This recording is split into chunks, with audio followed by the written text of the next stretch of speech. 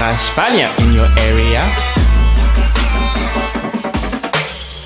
Rajfalia in your area. Yo, hello les aliens, j'espère que vous allez bien. Avant toute chose, si c'est ta première fois de visiter cette chaîne, je t'invite à t'abonner, activer la cloche de notification et à partager. Je t'invite aussi à t'abonner à mon Instagram que tu vois juste ici. C'est gratuit et ça fait toujours plaisir. Les aliens, on se retrouve aujourd'hui pour une nouvelle vidéo. Comme vous l'avez vu dans le titre, on va parler encore de sujets sérieux. Je vais essayer de répondre à une question que beaucoup de personnes qui souhaitent venir étudier au Canada se posent, c'est-à-dire à savoir si c'est possible d'étudier et travailler en même temps. Donc, on se retrouve pour la suite.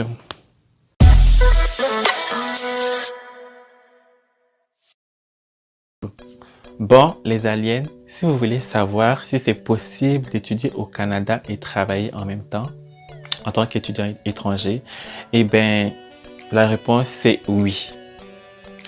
Et je vais même vous en donner la preuve. Je vais lire mon permis d'études. Ça, c'est mon permis d'études. Je ne sais pas si vous voyez, je pense pas, mais bon. Mon permis d'études. Et je vais lire ce qu'il y a écrit là-dedans. Bon, comme condition, c'est d'abord écrit en numéro 1. Doit quitter le Canada au plus tard. La date est écrite. Ça, c'est la date de l'expiration de mon permis de travail.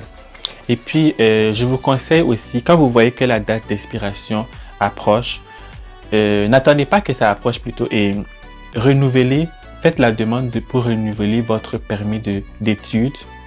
Au moins, prenez-vous au moins 6 mois à l'avance. Parce que parfois, ça prend du temps. Et puis, ne faites pas comme moi, parce que moi, la première année, j'avais négligé ce détail et puis ça m'a causé beaucoup de problèmes. Donc, heureusement, j'ai eu de l'aide et puis j'ai réussi à m'en sortir. Mais sinon, je vous conseille, c'est toujours mieux de vous prendre 6 mois à l'avance quand vous voyez que votre permis d'études arrive à échéance. Renouvelez. Faites la demande en ligne pour renouveler. Donc, ça, c'était la première condition. La deuxième condition, ça dit non valide pour un emploi dans une entreprise liée au commerce du sexe, comme les bars de danseurs nus, salons de massage ou services d'escorte. C'est précisé, vous ne pouvez pas venir ici et puis... Bon, bref, on va passer sous ça. Puis, comme troisième, la réponse a dit oui, peut accepter un emploi sur le campus ou hors du campus de l'établissement. Un emploi en dehors de tout ce qui a été énuméré avant, c'est-à-dire le commerce du sexe. Nanana. Donc, c'est ça. Peut accepter un emploi sur le campus, hors du campus de l'établissement où il est inscrit.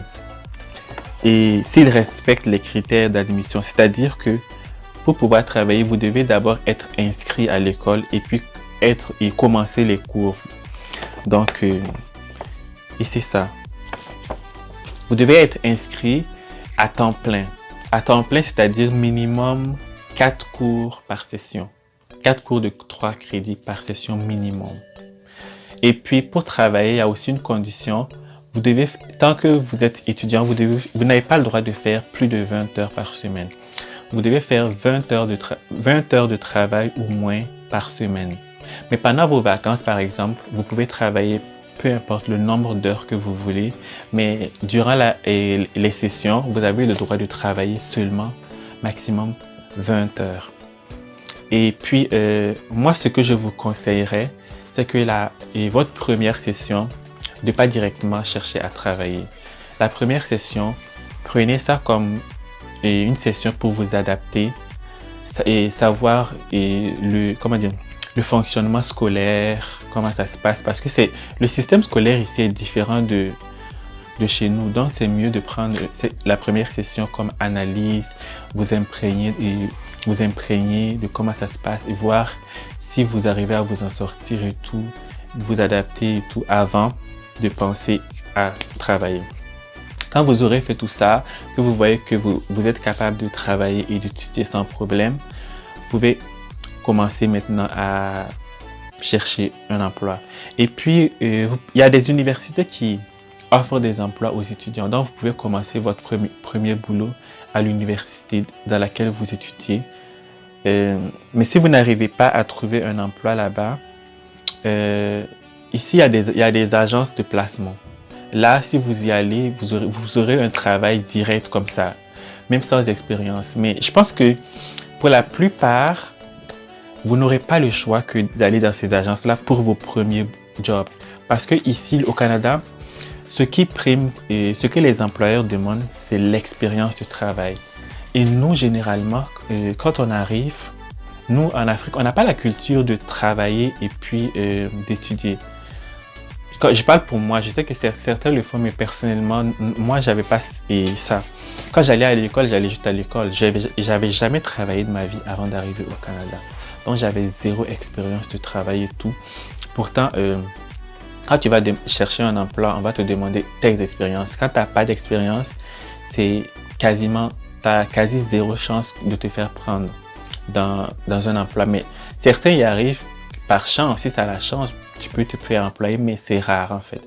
Donc, tu vas passer par les agences de placement pour te faire de l'expérience. Mais ça, c'est les boulots durs, les boulots physiques, genre les décharger des camions, charger des camions, genre laver et comment dire, faire la planche dans les restaurants, laver les assiettes, des affaires comme ça.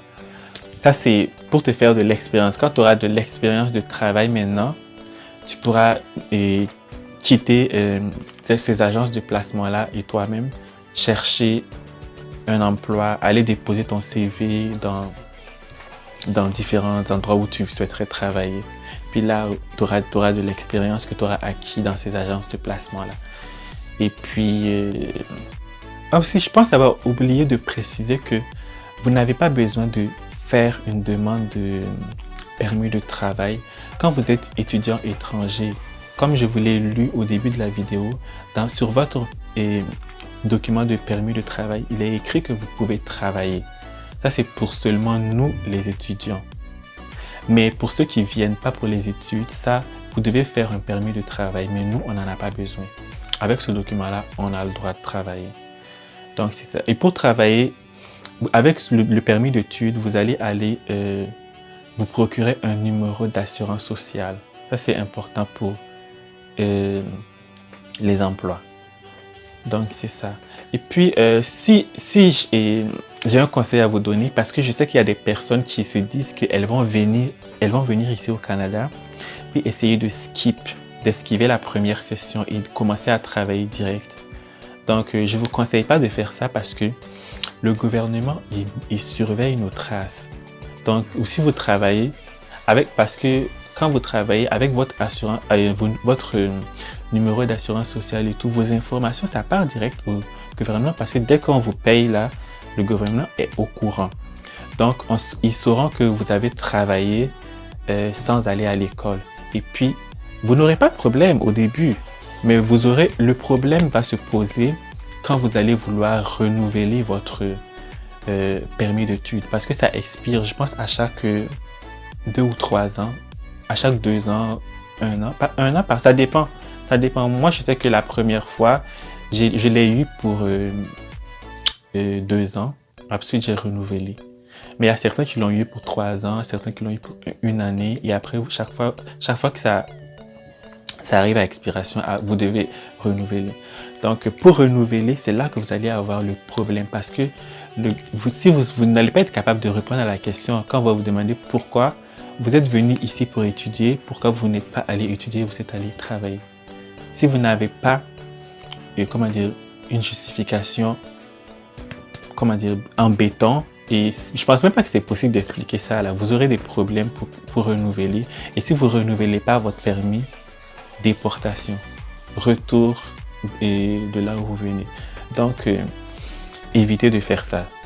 Donc, c'est toujours mieux. Vous pouvez travailler, mais la principale chose que vous devez faire, aller à l'école d'abord et travailler en même temps. Mais n'essayez pas d'aller juste travailler avec un permis d'études sans aller à l'école. Ça marche pas. Donc, c'est ça. Je sais pas si j'ai oublié des trucs, mais si vous avez des questions, je vous invite à me poser les questions en commentaire. Et si vous ne l'avez pas vu, j'avais fait une vidéo sur les étapes, le processus pour la demande de visa. J'avais fait une vidéo, donc je vous invite à aller la voir. Et c'est ça. C'est déjà tout pour cette vidéo. J'espère qu'elle vous aura plu. J'espère qu'elle a répondu à la question que certains se posaient. Et c'est ça. Si vous avez d'autres questions, comme je vous l'ai dit, vous pouvez me les poser dans les commentaires. Je vais essayer de répondre. Et puis nous, on se retrouve très prochainement pour une nouvelle vidéo. Ciao, ciao! T'es le bienvenu, je t'invite à t'abonner. Aime-moi la folie, je t'aime la folie.